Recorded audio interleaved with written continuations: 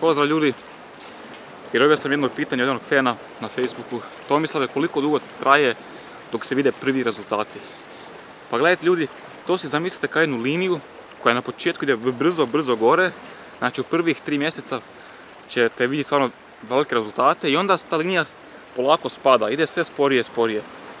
I nakon godinu dana, nakon 2 godine će doći jedan level gdje onda stvarno jako sporo se rezultati vide.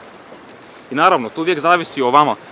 Koliko vi dajete od sebe, koliko je vaša prehrana kako treba, vaš trening. Znači, ako svi ti uvjeti kako trebaju, onda mogu vam reći, nakon prvih 3 do 4 mjeseci se već mogu polako vidjeti rezultati. Znači, već malo se vidi trbuh, da je se malo učvrstio, već polako izlaze prsa, ruke već malo budu jače.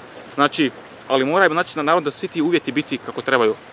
I onda kasnije, ako sve paše, znači prehrana i trening, bit će malo to sve usporijene, sve sporije, ali rezultati su tu i dok su rezultati tu, vaša motivacija se diže i vi se nikad nećete predati.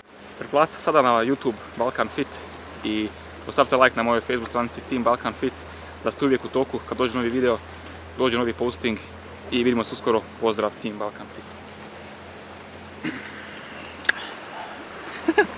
Pretplatite se na Balkan Fit YouTube, pretplatite se sada na YouTube Fit Balkan. YouTube Fit Balkan!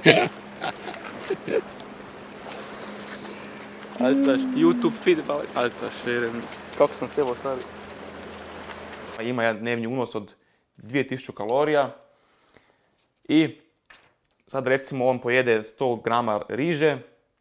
Ta se sastoji od 355 kalorija, 7,4 grama proteina, 77,7 grama ugljikohidrata